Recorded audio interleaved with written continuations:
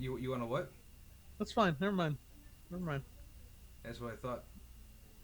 That's what I thought. Yeah, no, Raul. That's what I thought. Hey, everybody. Welcome back to Alamo City Geek Speak, the show where we like to keep Raul from hanging out from his grandparents. Uh, we have a great show lined up for you today. We're going to talk about a few subjects. First of all, me and Raul are going to share a top 5 list of shooters. So the shooter games, the shooter genre, is easily one of the most saturated genres out there, I think. So we're going to dive into the top 5 of all time for us. I feel like every game can literally be a shooter. Right? I mean, in its own right, I feel like Banjo and Kazooie at some point is a fucking shooter. We're gonna talk a little bit about the PS5 reveal postponement, as well as Call of Duty Season 4, and then we're also gonna give our hot take on why Adam Sandler is just talented garbage. So let's go ahead and get into it first. First of all, it's been 2 weeks since we've done a show. Now, we didn't do a show last week because of the fact that I was going through some family stuff, and I'm glad that you guys were able to acquiesce my request to allow us to postpone. Sure, even some of you probably didn't even notice we were gone, which is fine because there's a lot of shit going on in the world nowadays that it's. I'll be honest. I feel like if I wouldn't have posted that thing on Facebook saying, "Hey, new episodes will be back June 8th," no one would have ever noticed we were gone. Yeah, I mean that's for being a show that like 5 people plus 1 in Croatia listen to. Yeah, I'm pretty sure they were just like, "Oh, okay, all right, that's cool. Thanks for the heads up." Yeah, didn't even care. In my mind, I just imagined the scene out of fucking Guardians of the Galaxy. They're like, who? Yeah, pretty much. So anyway, who is an incorrect answer to that? Because you guys know us. We are Alamo City Geek Speak. We're the best podcast in the world, based out of San Antonio, in these 2 specific houses. So. Let's go ahead and start. Right, let's go ahead and start with this because it's been a couple weeks. Raul, we don't really do this because we get to keep up with everyone on a weekly basis. But what have you been up to over this past 2 weeks? Honestly, just living the quarantine dream, dude. I mean, they've been starting to open up everything back up, but I haven't really been out much. I've been trying to. I wanted to fucking play season 4 of Warzone, but Call of Duty said nah. For appropriate reasons, of course. For appropriate reasons, but just been playing video games, looking up cool stuff on the internet, cat videos and whatnot, just living life. So for anyone at home, just to let you guys know, Raul does not have mic issues. Raul likes to look around the room because he's in astonishment that he's allowed in civilization. So, but no, so that's kind of the same thing we've been up to. I mean, all we do is just fucking we just working, make food, gaming. we eat, we work. I've gained 1 million pounds since being at home. It's insane. Really well, it's is. funny because like the fur helmet you have going on never really shows. It's actually funny. It's quite the opposite for me. You can't tell because when you stack on mass, it's kind of hard to tell when you lost some. But I have some pants that aren't fitting nearly as tight, so I'm like, hey, that's pretty cool, I guess. And then also, as you've noticed, maybe you pay attention to this kind of shit. I'm not wearing a hat today, and I don't have my sweater on because Texas fucking sucks, and it's always hot. So there's that. This weather. I'm a fan of the winter. I don't like summer. I hate summer. I sweat profusely. I'm sorry, that's an ugly thing to hear, but yeah, I do. I sweat a lot. It's a medical condition, all right, so don't judge me. But I'm just saying. I mean, I do, and it sucks. I remember I used to work at a fucking HEB, and I remember it was during the summer, and like my shirt, even though it said it was like moisture wicking technology, that fucking shirt fucking wasn't, because I would be at the register and just fucking gobs of sweat. It was fucking gross. I hated it. Yeah, it was awful. Well, hey, the good thing is I really can't think of a positive come out of that situation. Fine. At least you knew when you had to take a shower. I guess there's that. Yeah. Which is funny is the sweat in Texas. For some people, I feel like some people in Texas can sweat and then not smell bad. Other people will sweat and smell like a Foot Locker from an army base that's been fucking abandoned. I was gonna say I sweat a lot, but I don't think I smell. I mean, I put on deodorant and light stuff, but I don't. I mean, after a while, yeah, I start to smell, obviously, but like No, I never really smelled. I don't think so. Well, you know what? Just wait till they said Tuesday here in San Antonio. We're supposed to hit 105. So Oh God. the good thing is, we're still mostly at home. There's no reason to go out a whole lot. But the fact of the matter is, we are gonna be hitting some. I feel like I feel like my AC is gonna like commit suicide or something. It's so fucking hot. I don't think it's meant to take this type of temperatures. It's like yeah. I should have gotten a better one, but I didn't. So. Well, if I don't talk to you until next Tuesday, Raul, good luck. Thanks. So a lot of great stuff to talk about. So let's go and jump right into it. Yep. So the top 5 shooters. Let's talk about the top 5 shooters. Now, this is a list that spans. The one thing that's going to be unique about this list, by the way, I think is the fact that, and we've mentioned this before, there is a definite generational difference between me and Raul. Raul, Yes. being 22 years old, he grew up with Fortnite. 23. 23. Hey, fuck you! I didn't play I played Fortnite for like a month. All right. Yeah, well, let's take a look at your PSN accounts. That wasn't you playing with somebody else. Wow. Oh, your Xbox. Anyway. Oh yeah, someone. Yep, gotcha, bastard. So there's a lot of games that maybe I've played that you haven't played. Maybe you have, Probably. and I'm not aware of it. But so let's jump into the very first game that I'm going to present to you guys at home. I'm sure you guys remember this game, and if you don't, I recommend you go on Google and look it up. The game was called Black. Now, do you remember this game? Have you ever heard of it? I'll be honest. I don't know if I ever played it, but it sounds very familiar. Describe it, because I feel like I've seen it before. It's a game that was before its time. Just kidding. Almost every game has that military espionage intrigue kind of thing going on. Yeah. You play as a guy. His last name, I want to say, it was Keller. You play as this Black Ops agent, and it's a first-person shooter. Sounds simple enough, right? It was only on the PS2, and I believe it was on the Xbox as well. And the one thing that made it different is it was made by EA and Criterion Games. Now, Criterion Games was the one who worked on games like what was the Crashy game with the cars? Fuck, I can't remember the name of it right now. And now I look stupid because I just saw Crashy game with the cars twisted metal. Not Twisted Metal. It was an actual racing game. It took on Need for Speed for the longest time. Anyway, I'll come back to that. Anyway, Gran Turismo. No, it was on multiple systems. Don't even worry about it. Oh. Okay. I will put the link of the game in the. All these games, by the way, will have links to the information on them in the fucking description here. But it was a game that was basically, it was ahead of its time because it offered crazy destructible environments, right? So the whole tagline is, if you can see it, you can shoot it. And you can level entire cities and Sounds stuff. like my type of game, honestly. Right, dude. And there's actually another game on this list that is very similar, and we'll talk about that in a second. But dude, you could shoot anything. It was kind of like the Matrix. There was actually a scene that they used when they were making the trailer for it that reminded me so much of the Matrix. You're in a lobby. There's all these stone pillars and chunks of concrete falling off, and you think to yourself, you know what? I've been fooled before. Legitimately. This stuff would really break apart, chunks of concrete. It wasn't just like you see bullet holes; you see it fall apart in ruined cover. That's pretty neat. The game was not very long. It got great reviews, and it literally sets you up for the next sequel. At the end of the game, he's like, "All right, get ready for your next assignment," and then it never got a sequel. Oh, that's unfortunate. They were preparing a sequel, and here's the funny part. They were preparing a sequel, and it was ideally it's going to be the same guy, Keller. It wasn't him. It was the sequel. Supposedly, the shot that people saw was a group of stylish, sexy young people. What? That doesn't make sense. So it makes it's no surprise this game got got canceled, and then later on the guy who originally started all this, I forgot his name. He leaves fucking.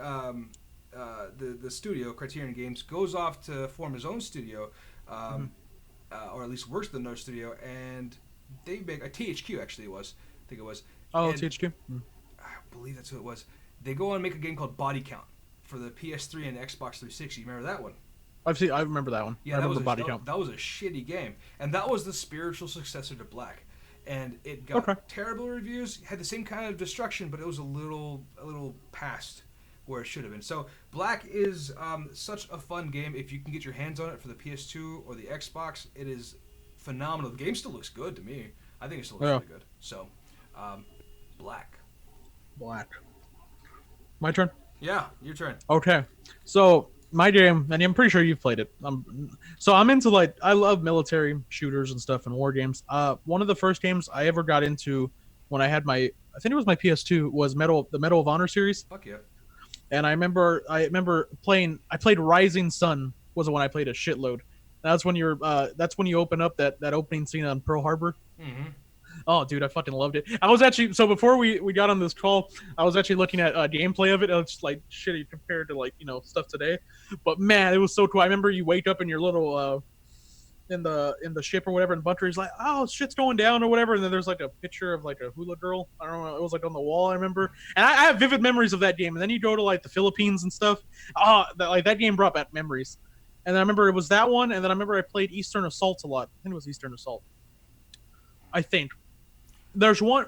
I think it was. It's called Eastern Assault. I know. Sort of, yeah. And that's where you play like as a British dude, I think, or you're with the British forces. And then there was Vanguard, and then there was there was another one. But yeah, Medal of Honor was like one of my favorite series growing up.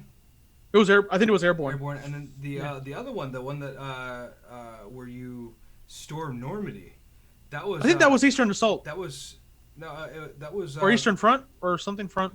I don't know. Yeah, something Front. It wasn't Eastern Front then.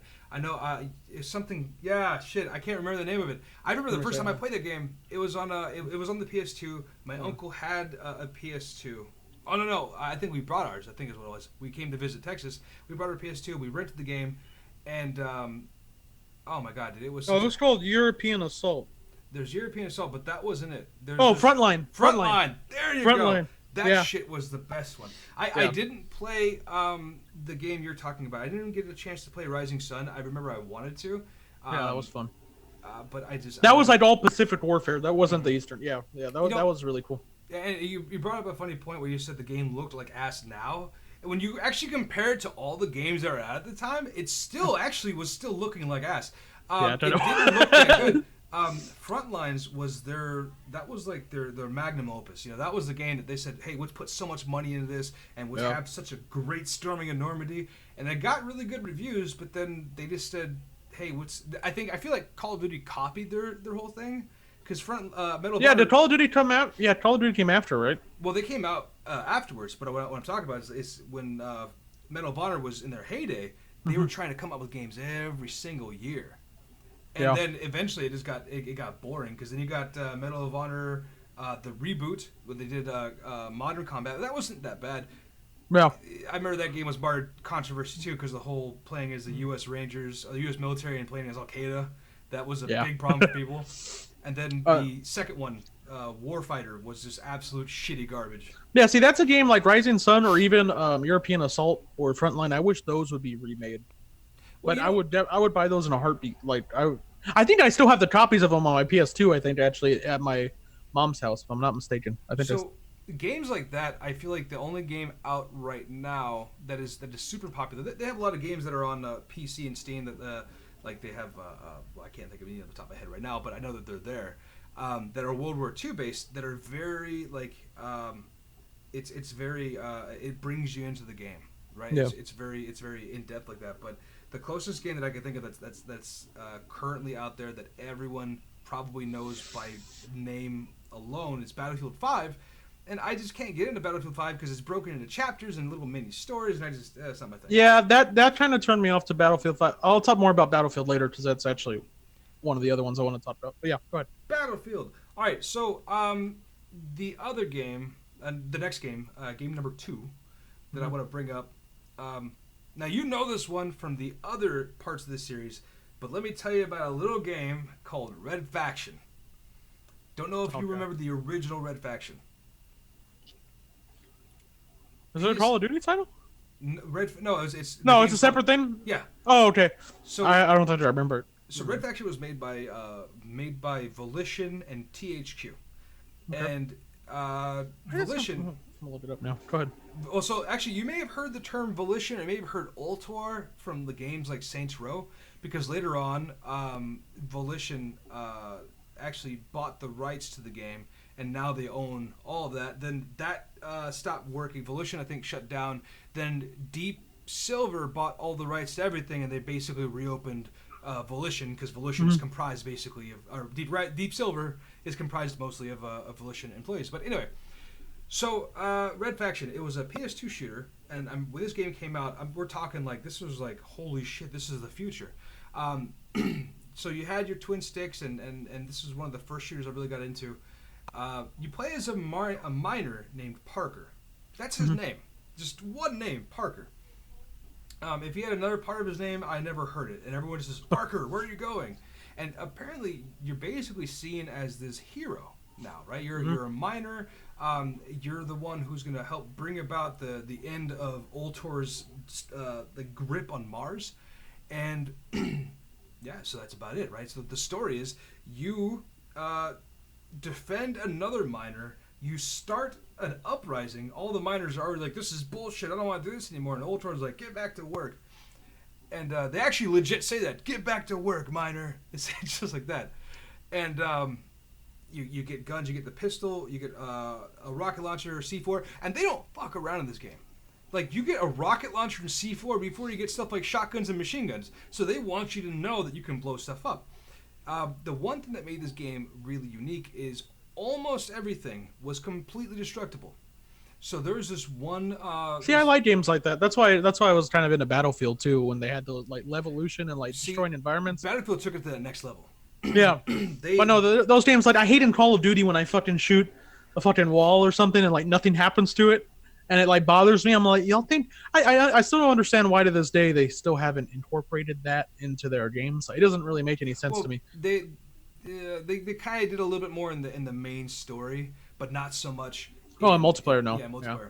But there's actually there's one moment in the game that from the very get-go, it lets you see what Red Faction is all about. And there's this APC that has this hell of machine guns. Like, if you walk out there like, we're gonna fucking kill you. They shoot rockets and shoot machine guns, and all the people on the ground are shooting at you.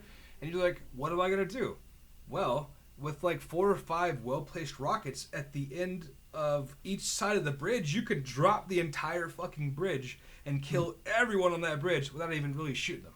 So it's really neat how you can do things like that. Moving on to the game, there's a whole bunch of like weird sci-fi stuff that happens. Like these weird floating manatee in a chair. I don't know. It feels weird to say that. Really weird shit though. They're aliens, and you start running into stuff like that. But later on, eventually you break out of Mars, and you are the guy who saves everyone.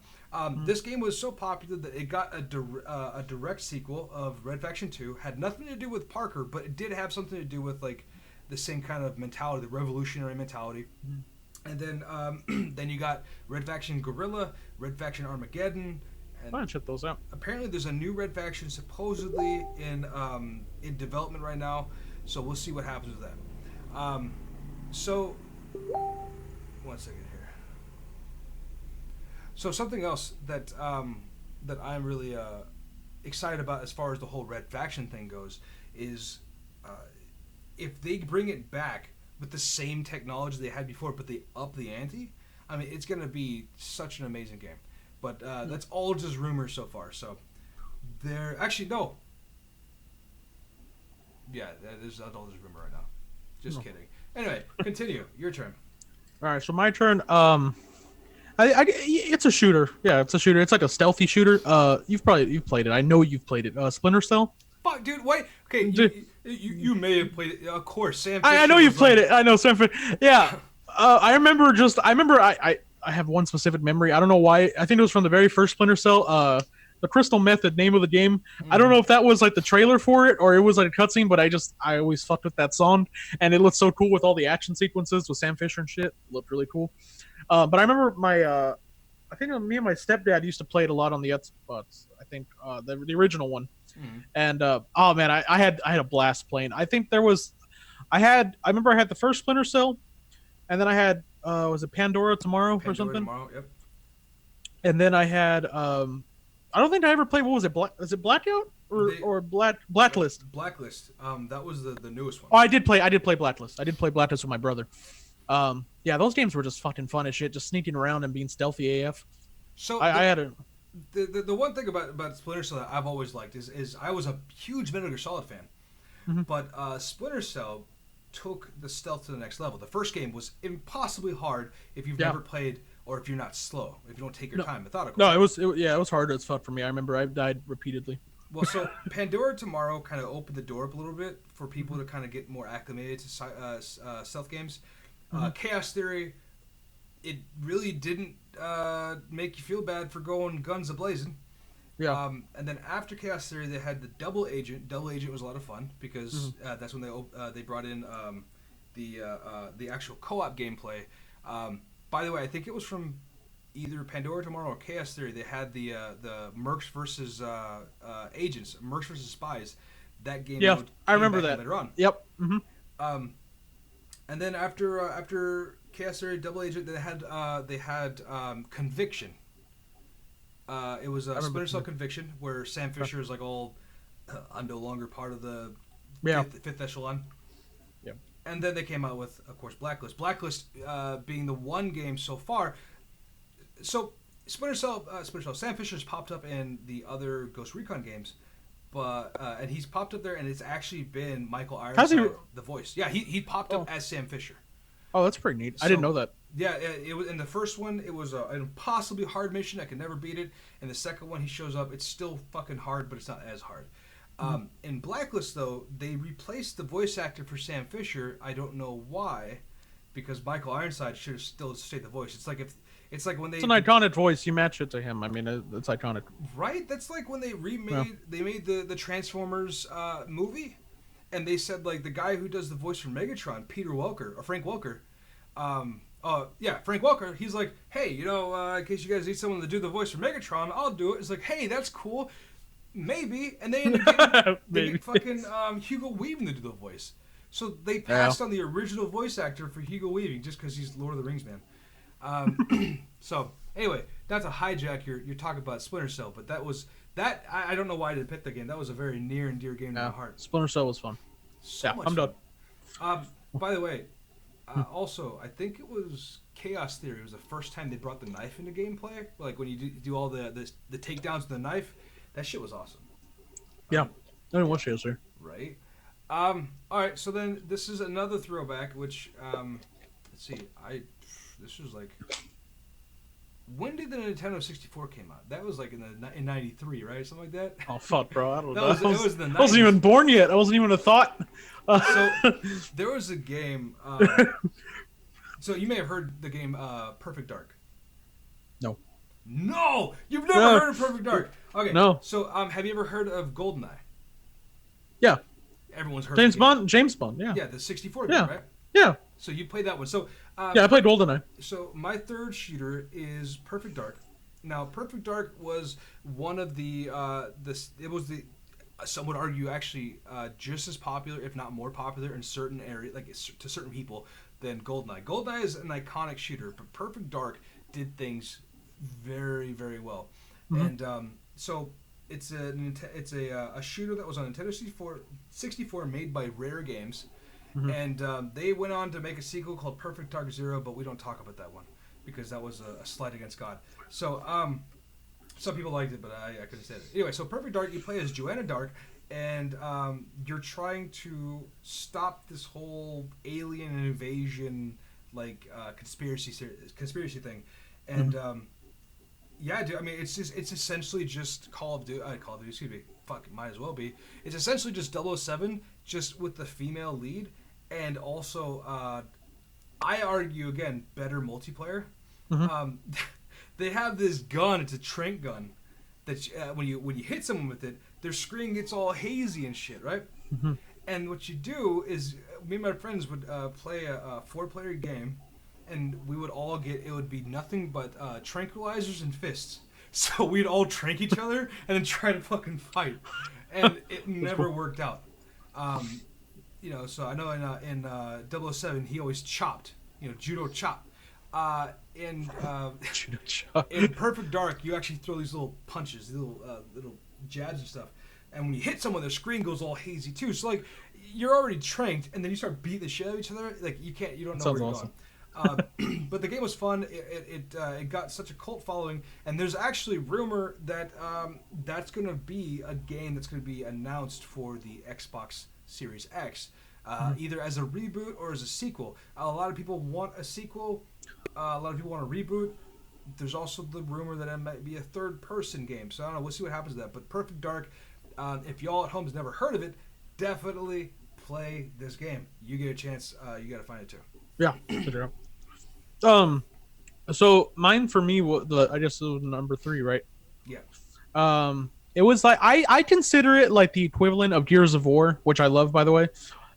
I consider it the equivalent of Gears of War on the PlayStation system, I guess. Killzone. Well, Killzone 2 specifically. Oh my god, dude, Killzone. You named all these games that I love so much.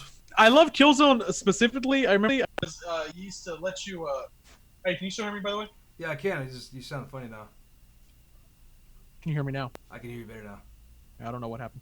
I think it's the wire. So basically, I love Killzone 2 specifically because I remember me and Jesus actually used to play all the time.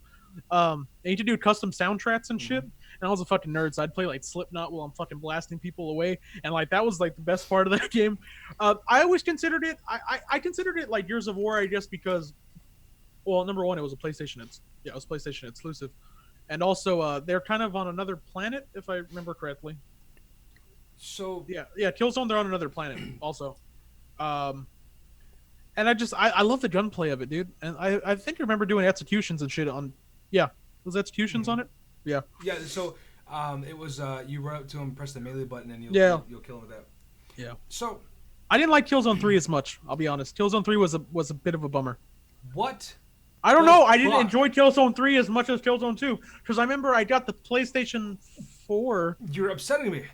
I got the PlayStation 4, and I remember Killzone 3 was the big game for the PlayStation 4. It was like, oh yeah, I can't wait to play it because I love Killzone 2. And for some reason, I just did not have the same connection to Killzone 3 as I did Killzone 2. I feel like you're confused here, because Killzone 3 was on the PS3. Yeah. So Killzone, the first one was on PS3. Was it? You're thinking of Killzone Shadows Fall. You're right. I am. That game is hot garbage. You're right. That's the one I didn't like. That's the one I didn't like. You're right. It's Killzone. Yeah. Okay. So Killzone, the first one came out. And I did enjoy Killzone 3. You're right. Oh, fuck yeah, you did. Everyone did. Yeah, I did. Everyone did. I haven't played in a very long time, so I don't remember. I would love for them to. That's actually a rumor we can bring up in a second. But so Killzone, very much, I can agree with you. It was almost like a pre-response to Gears of War, because it was the dark and gritty shooter. Now in the first one, you could do stealth kills, but you couldn't do like the melee takedowns, like in their face. When you did it, you would like just smack them in the face, or like the spy lady would stab with her knife, and like the big guy would just whatever. In the second one and the third one, they brought up those melee kills. And I remember in the third one, when I first started playing this game, not only was it one of the most beautiful games I played at the time, I remember I shot this dude until he reeled back. I ran up and did a melee execution on him. Yeah. And I got lucky because he did the thumbs in the eyes, and I was like, holy shit, man. It was the most amazing. Multiplayer was fun as fuck on those games. You know, so Killzone 3 went from Killzone 2 was 64 players, 32 versus 32, I believe, or something like that. And then Killzone 3 reduced that number but added more objectives. So it was more of an objective-based multiplayer. It was a lot of fun. Yeah. Yeah, Killzone was that's one I wish would be remade, I guess. You said there was a rumor about it being remade? Oh, yeah. So the rumor is Naughty Dog. Was it Naughty Dog? No, it wasn't Guerrilla Games. Excuse me. Guerrilla Games. Guerrilla Games. So the crossroads we're at right now is Guerrilla Games had a massive reception to the game. Fucking what was it? Oh Jesus! Why can't I remember the name right now? You play as the hunter lady. Horizon Zero Dawn. Horizon Zero Dawn. There you go. That's where I got Zero from. So Horizon Zero Dawn had a massive reception. It was amazing. It was a fun game. Great game, right? They also made the Killzone series, so there's a lot of rumor going on. What are they going to do next? Some people are saying it would be smart for them to do Killzone because, you know, the fact of the matter is Shadows Fall for so long. Let's redeem ourselves from fucking Shadows Fall. I bought that when it was on sale for $2 just so I could finish the story, and after I finished it, I promptly deleted it. I didn't want to play it anymore. But yeah, so if they remake Killzone, that would be such a huge thing. And I don't know if they're going to remake it or continue a story. It would be my eyes, it would be smart for them to reboot the series, only because of the fact that they can reboot it, they can get the original game, give it the technology that it should have had to begin with. It was already a good game in its own right. So expose a whole new generation to such a great game. But chances are they'll make a brand new standalone, which is fine, if they get to that point. But I'm willing to bet you we're going to see Horizon Zero Dawn 2. That is such a great call. I appreciate that one. Also, that actually brings to mind real quick. There was that other shooter on PS3. It was you fight against the Chimera, the aliens that I forgot the name of the game now. It wasn't Humanity. I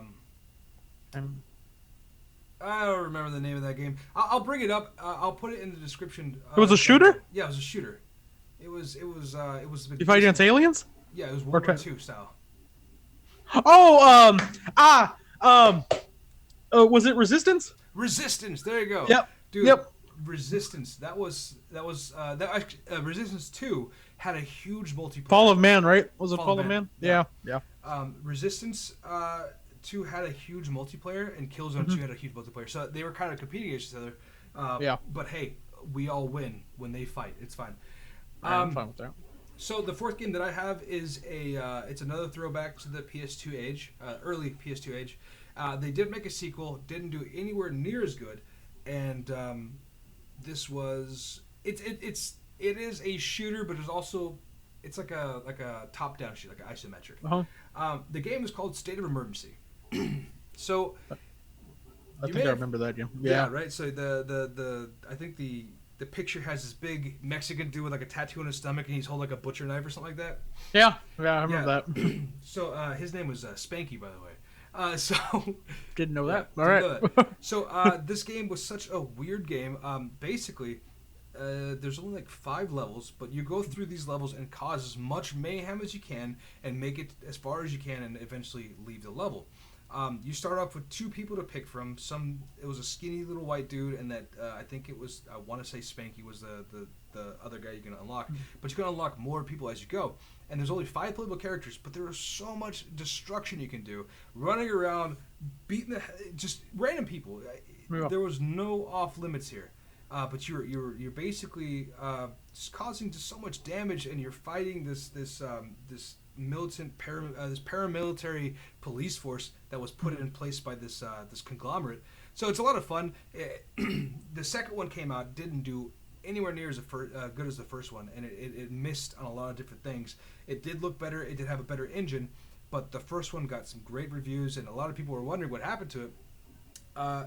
There was actually supposed to be a port of the first and second one to like handheld devices and stuff like that, like the PSP or PS Vita, and then eventually it just kind of just disappeared. It wasn't getting enough steam, so they just dropped it. But that was one of those games that I thought was definitely, I would spend.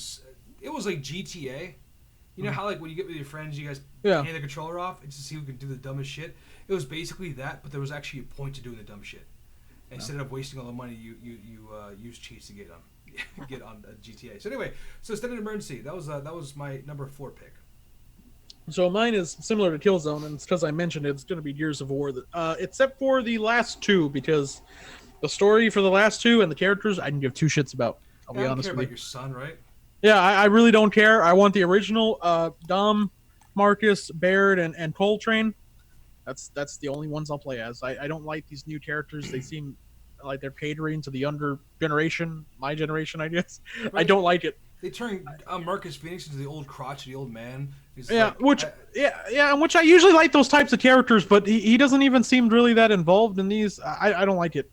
There's something about him I don't like. But the original 3, I was a big fan of. Me and my brother, I remember playing all the time. I remember as a kid, I was really young at the time when I played the first Gears of War, and I think I remember like thinking like, this game's bloody as shit. Like, and I was younger at the time, so I was like, man, should I even be playing this? But I had a great fucking time playing it, and my brother, me and him would always do co-op. I think me and him actually did co-op on the first 2, and we totally played through all the stories together. But the gunplay is really fun. Fucking murdering someone with a chainsaw, I mean, on the end of a machine gun is awesome. I love the whole concept of the locust burrowing underground and shit. I remember I spent like, not too long ago actually, I remember I spent like started looking into like the lore of shit. I spent like watching like a 2-hour video of like the history of Gears of War. There's actually a YouTuber. I think his name is it the Leaderboard? I think. I don't know, but he does. I think that's his name. But he does like histories of like all these different game series, like or even Star Wars, Harry Potter, and all that. He does like a chronological order and stuff. And Gears of War was always really fun for me. So that it's funny how you said that you played through Gears of War 1 and 2 with your brother, because that's it. So a little quick story for them, and I'll make this quick. Me and my brother played through Gears of War 1 and 2 in its entirety completely, right? Yeah. Around the same time that Gears of War 3, a little maybe after it came out, my parents, unfortunately, split. And my brother went to go live with my mom, and I kept the Xbox. He didn't have an Xbox. That was my 360, right? So I had to play through Gears of War 3 by myself. And I remember the moment that Dom drives the truck in, and he dies. It was almost like symbolic to me. Like that was like the last time that me and my brother played a game, and that game together.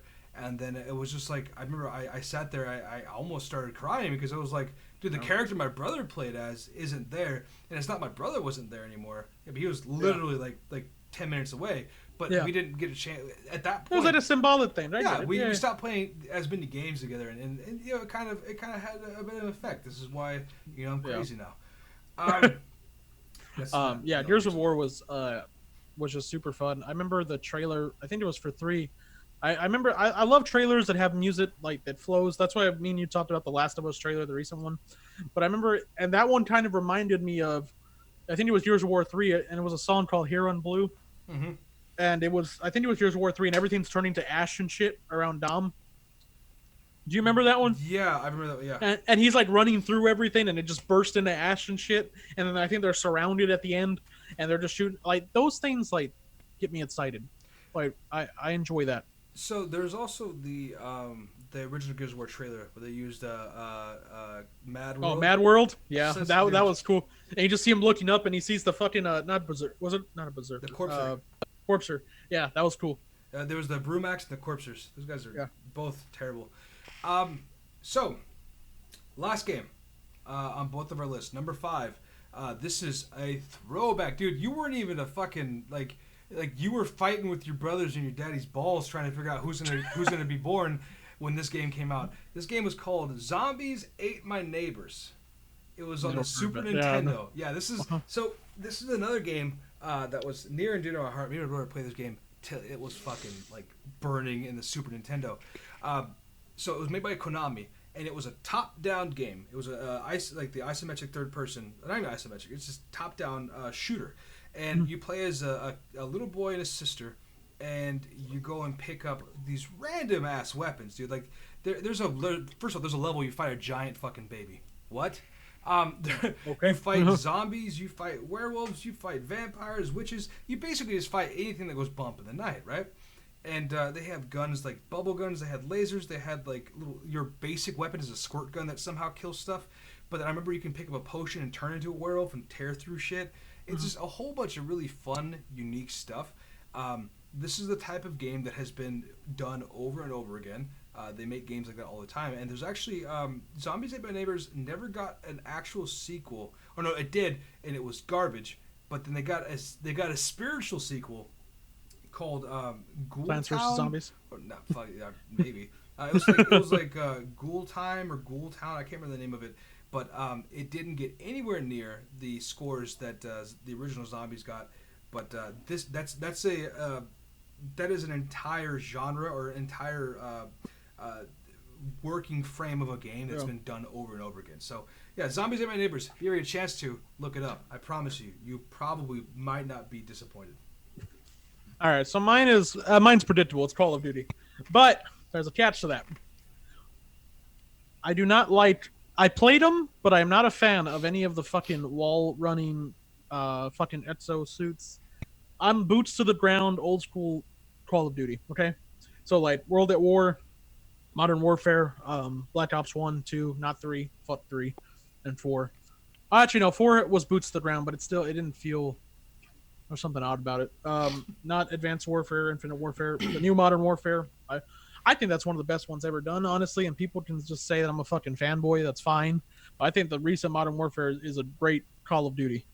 So, I don't think they really messed up anything on there. The stories, I always loved Call of Duty for the stories. Battlefield was more for the multiplayer and stuff, even though I still played Call of Duty multiplayer. Call of Duty always had a really good story aspect. I hated, and I felt like I wasn't good at the games that had wall running and jumping and shit. Like so, it required a lot of input. You had to pay attention to a lot of things. yeah, and I sucked at those games. Like Infinite Warfare, I remember I sucked. The only thing that I loved about Infinite Warfare was the zombies, because they did a new spin on the zombies. They're all exo zombies and stuff. No, Infinite Warfare. No, Infinite no. Warfare. That was Advanced Warfare. Yeah. Infinite Warfare did the thing where it was like, it was really based on decades. So like the first one is zombies in Spaceland, and it was like in the 80s, and they had like a whole 80s soundtrack and shit. They had David Hasselhoff in the map running around. They had Kip from Knight Rider, whatever. I must have missed this shit. Yeah, they had Raven the Redwoods with what's his name from Jay and Silent Bob. What's his fucking name? Jason Mewes? No, the fat dude. Oh, I forgot his name. I don't know that guy. Yeah, I know you're talking about The guy they had him. Used to be fat. Now he's not fat. Kevin not, Smith? Kevin Smith, there you go. Oh, I thought you were talking about the guy from fucking Mallrats. I don't know why I was thinking about that name. No, Kevin Smith. Yeah, Kevin Smith was in Raven the Redwoods. It was like the 90s like rave theme. It was pretty cool. And then I can go on about this forever. Then for the third map they had the 70s, and they had what's her name?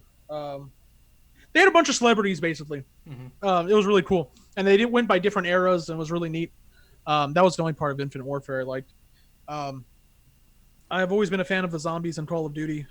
That's just I followed the storyline and shit. Multiplayer has always been fun. Yeah, I just hated the wall running and shit. That was one. Did you play any of the Call of Duties before Modern Warfare? I played Call of Duty. Big Red 1. Big Red 1. I played that one. I played Call of Duty 2 on the PC. Mm-hmm. I think.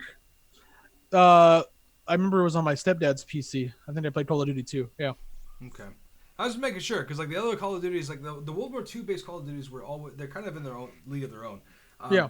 And it's funny that you bring up the comparison between Battlefield and Call of Duty because I've always been a vehement proponent for Battlefield over Call of Duty because the multiplayer was always better. That was always a thing. No, that's an honorable mention, by the way, because I do love Battlefield. I played Battlefield 2, 3, and 4. I played Hardline. Hardline was... Yeah. Well, it was good until they got into Battlefield. Everyone can disagree, but it's fine. Battlefield 1 and Battlefield 5, they're hot shit. I didn't play those as much as the other ones. There was something about it, and I thought I would have because it was like World War II. I would say though that playing Battlefield 1, World War 1 was the World War 1. There you go. Well, Battlefield 5 was World War 2. Battlefield 1, getting in the fucking biplanes that drop bombs and stuff. I used to get hella kill streaks. I mean, not kill streaks, but I used to get like fucking. Yeah. It would just be like people. It's so easy to get kills in that game. My brother really likes Battlefield 1, so that's the only reason I ever played it. But yeah, so yeah, Bad Company was where I started. Bad Company 2. Yeah. God, they need to make a new one. I'm really hoping they scrap whatever they have going on next. Just make Bad Company 3 because that's what people want.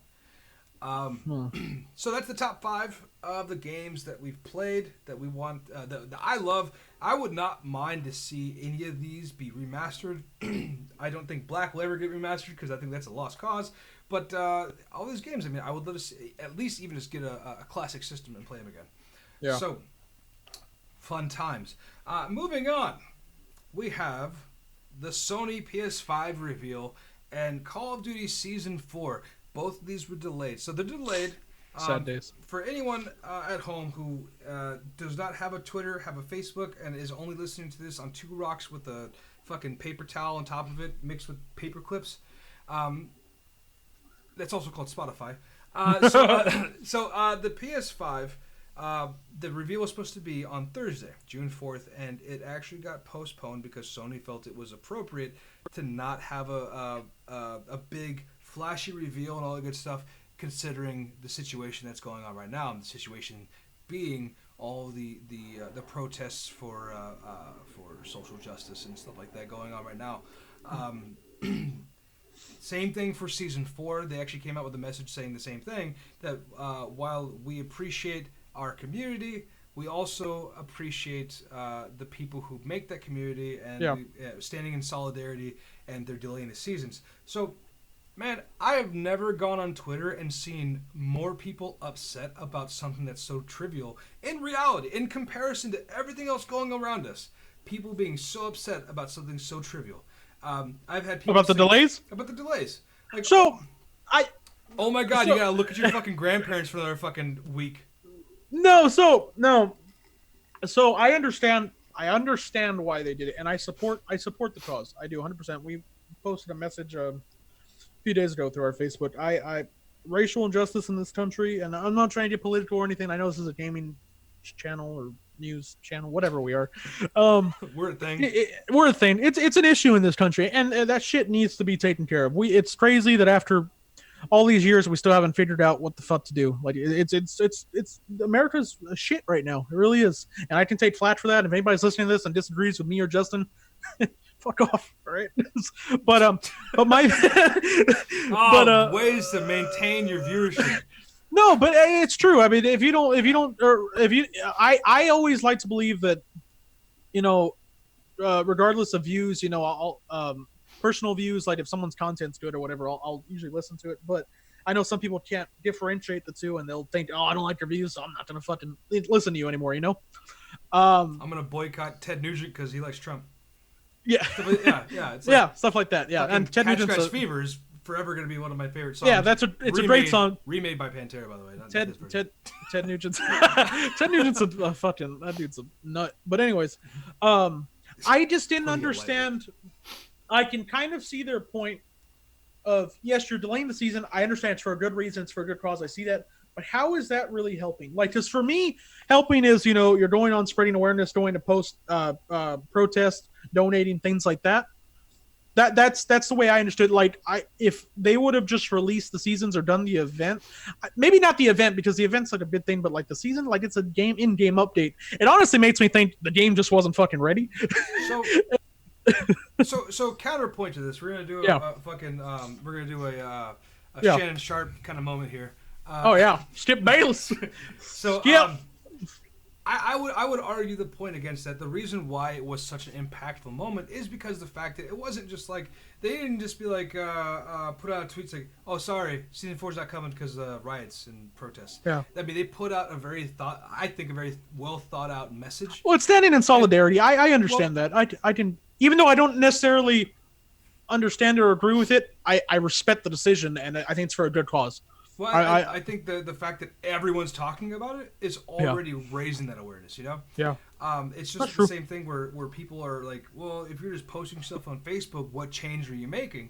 It's like, literally, your words could be a paradigm shift for anybody in the world as long as they're willing to take you as a resource. And same thing, Call of Duty, chances are, I mean, we've both been online, so we both know the shit that people are saying online, so I don't know if this is really the group to take a paradigm shift, but at the same time. Yeah, now I will say I am glad on the stance they're taking in Call of Duty, especially getting rid of some of the racist usernames and shit, because that's been a problem forever.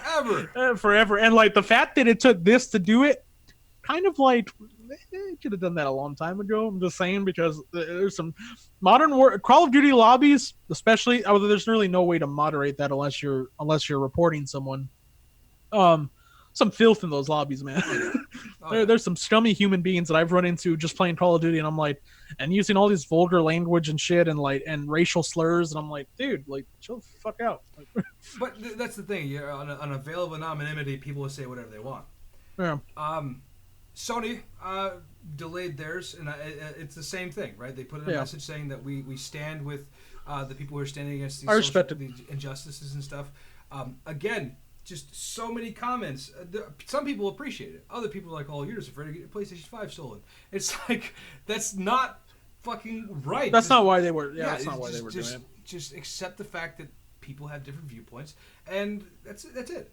But you know what? When it does happen, though, it's going to be glorious. It actually kind of adds a little bit extra suspense to the moment. So whenever the PS5 is revealed, whenever Season 4 is finally dropped, and you can play as prize, oh my god, then everyone is going to be happy, and people can just respect. And that's fine. And honestly, it's like, I'm not saying that because I honestly I don't need to play it. Like it's fine. I can play fucking Warzone or whatever and just get my ass beat constantly. I was really excited to play as Price, but that can wait. Honestly, there are, and it's a good point. And thinking about it, there are a lot more things going on in this country. And honestly, I hope we can eventually move past this and finally start just accepting each other, because like this doesn't make any sense to me. It honestly doesn't. It's honestly ridiculous. And like I said, I don't mean to turn this into a social political show or whatever, but I think it's important that we kind of say how we feel. I mean, we have a platform. I mean, people in fucking Croatia listening to us or whatever. Like it's important we tell them. It's important we tell them how we feel. Honestly, racism's fucking stupid and it should be destroyed forever. But until we can all get along, and it's just not. I don't know, man. I think Muldoon from Jurassic Park said it the best way, because they should all be destroyed. Specifically, racist thoughts. Yep. Anyway, so those two things are delayed. Whatever you guys think about those, leave your thoughts in the comments. Let me know what you think, because your voice is important too, just as important as anyone else's in this world. Hey, and us geeks, we stand with each other, all right? That's right. Geeks in solidarity and solitude and not solitude. Solitude. So, if we didn't scare you away with that talk, I'm sure that some of y'all out there, I don't know very many people out there who actually enjoy Adam Sandler. Now, I know Uncut Gems was itself a gem, which is really unique. It was a good movie. I would argue that the only reason it was good is because Adam Sandler was so outside of his normal wheelhouse. And that's what brings me to this particular topic. Again, it's actually not even hard to say. 10 years ago, it might have been hard to say. Now, Adam Sandler, this is a hot take, Adam Sandler is just talented garbage. That's all he is. So real quick. And, okay. And I told this to my wife in the car when we were coming home from the store the other day. Okay. I said, you know what's really weird?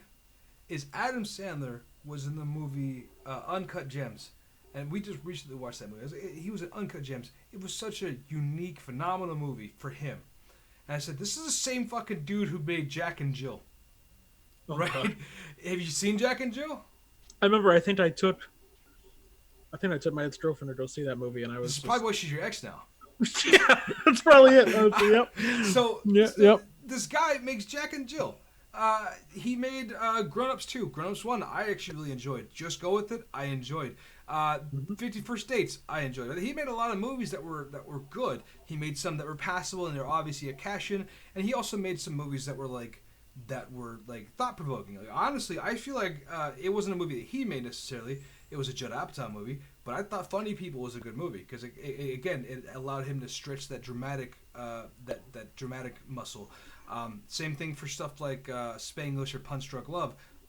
Although they both had their problems. I think it was Spanglish that no one really much cared for. Punch Drunk Love, though, was actually... I like Spanglish. I don't know, man. I can't take him seriously in a serious role because I've seen him, like, do the same voice all the time. You know. Well, did you see Funny People? Funny People is pretty good. Well, that's what I'm saying. Like, Funny People is different, but you also got to see Adam Sandler kind of be himself. Yeah. But then when you watch him in movies where he's trying to be serious, like, it's like, dude, I once, I've seen you do weird shit. So maybe I misheard. Did you say you like Grown Ups 2? I did not like Grown Ups 2. Grown Ups 1 Why did you not like Grown Ups 2? Grown Ups 1 Why do people hate Grown Ups 2? I fucking liked it. I don't understand. So Grown Ups 2, it doesn't hit the same marks as the first one. The first one was just funnier just because. The second one, the only reason I thought it was funny was because Stone Cold Steve Austin played an asshole in it. That was pretty entertaining, but I'm pretty sure also he just probably owed him money because of when he did Longest Yard. I'm sure that's right. That's right. Him and Goldberg were both in love. Yeah. Oh, Great Khali too. Dude, a bunch of wrestlers. Yeah. But that's what I'm saying. Like, he's been part of these movies that have been funny. Been like Reign Over Me was not a funny movie by any means. That was such a different role for him, and people weren't ready for that. But he did really good in Reign Over Me. I liked. Well, Big Daddy will always have a soft spot in my heart. Oh yeah. Big Daddy, because I remember me and my dad saw that together, and that movie always reminds me of my dad for whatever reason. But Also, I like Mr. Deeds. I liked It Mr. had its Deeds. moments. Uh, See, I feel what like else? for Adam Sandler, Happy was it? Gilmore. Yeah, Happy Gilmore. Was it Bedtime Stories? Wasn't a fan. He made Bedtime Stories. Dude, what was another one? He made another kid style movie. Fuck. I can't think right now. Click. Click was such a great movie. I like Click. Click was a good I movie. don't Click give a was a shit good what you movie. say. But see, that's what I'm saying. Like, he's made movies that have been funny, and then he makes movies like Bedtime Stories. Like, Jack and Jill is a sin he will never, ever recover from. And then he's also sponsored movies that have been shit. The Wrong Missy? Have you watched that yet? It was a David Spade movie. Oh, well, that's like his. Yeah, okay. But it's made by was it Happy Madison Films? Yeah, So Happy he had Madison. something to do with it. In what capacity, I don't know. But like, I'm not gonna. Well, it's his production company. Yeah, I'm not gonna fucking stamp my name on hot shit. Well, it's like there was a bunch of movies like that, wasn't there? Kevin James. Oh god, dude, he did fucking. Did he do Paul? No, he didn't do Paul Blart.